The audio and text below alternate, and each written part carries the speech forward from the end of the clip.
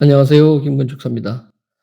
오늘은 많이들 문의하시는 내용인 건축물의 용도 변경에 대해서 이야기해 보겠습니다.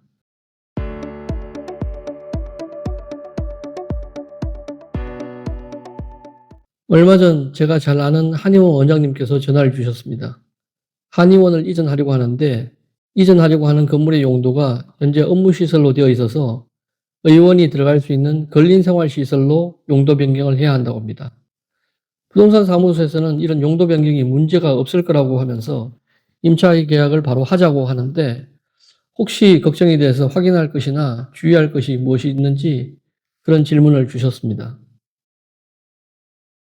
한의원을 이전하면서 업무시설을 근린생활시설로 바꾸는 그런 용도 변경을 해야 되는 상황이라면 계약 전에 꼭 몇 가지 중요한 사항들을 확인을 하셔야 됩니다. 이런 용도 변경이 겉보기엔 간단해 보여도 법과 관련되어 있기 때문에 자칫하면 시간도 오래 걸릴 수 있고 또 공사가 수반되는 경우라면 비용도 예상보다 많이 들 수가 있습니다. 그래서 아래의 계약 전에 체크해야 할 핵심 포인트 4가지를 이야기해 보도록 하겠습니다. 먼저 너무 당연한 것이지만 용도 변경이 실제로 가능한 건물인지 확인해야 합니다.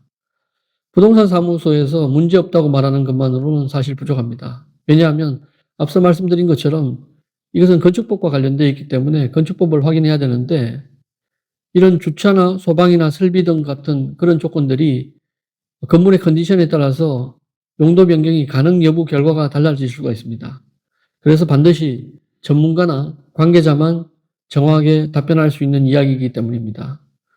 이런 내용들을 확인할 수 있는 방법은 제일 쉬운 방법으로 먼저 관할구청의 담당자, 건축가 담당자를 찾아가는 방법이 있고요.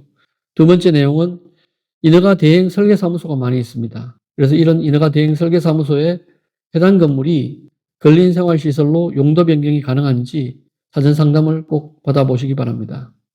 두 번째 중요한 내용은 건물 소유주의 협조 의사를 꼭 확인해야 한다는 겁니다.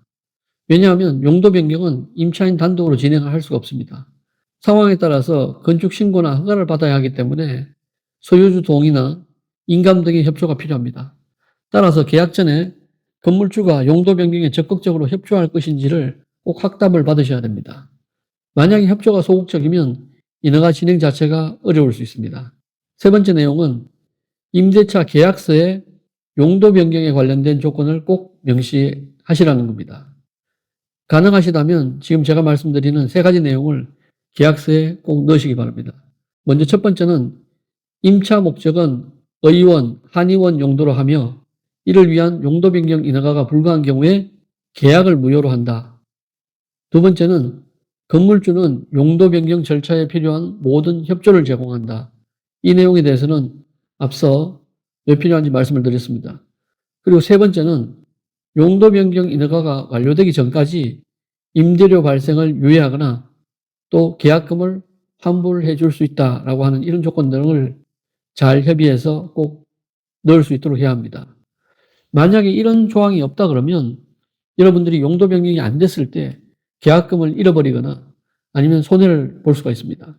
따라서 용도 변경을 진행해야 할 때는 물론 기술적인 검토도 중요하지만 이런 계약서 조항을 꼭 챙기는 것도 아주 중요한 사항이라고 할 수 있습니다. 마지막으로 4번째 내용입니다. 기타 행정적인 리스크가 있는지 꼭 확인해야 합니다. 드물지만 과거에 혹시 이 건물에 불법 증축한 부분이 있거나 아니면 불법 용도 변경한 이런 내용이 있어서 만약에 불법 건축물로 등재된 건물이라고 하면 이번에 여러분들께서 진행하는 건축 행위인 용도 변경에 대한 부분을 관할관청에서 제한할 수 있습니다. 무슨 이야기인가 하면 이번에 용도 변경을 진행하려고 하면 기존의 불법 부분을 다 원상복구해야 한다. 이런 조건이 붙을 수도 있다는 이야기입니다. 따라서 이런 불법 부분이 있는지 확인할 수 있는 방법은 다양한 방법이 있지만 제일 간단한 방법으로 첫 번째, 건축물 대장에 혹시 불법 건축물로 등재되어 있는지 미리 확인하셔야 되고 두 번째는 더 자세히 확인하려면 건축사나 경험 많은 설계사무소에 사전 조사를 맡기는 것이 안전하다고 할 수 있습니다. 마지막으로 요약하겠습니다. 먼저 첫 번째, 구청 담당자나 건축사에게 이 건물이 용도 변경이 가능한지 사전에 확인하셔야 됩니다. 두 번째는 이 용도 변경을 진행함에 있어서 건물주의 협조는 필수적인 사항입니다. 세 번째는 계약서의 용도 변경에 관련된 조건을 반드시 명시하시길 바랍니다. 네 번째는 혹시 모를 기타 행정적 리스크가 없는지 전문가와 함께 검토하시길 바랍니다. 마지막으로 한 가지만 더 이야기한다면 계약을 서두르지 마시기 바랍니다.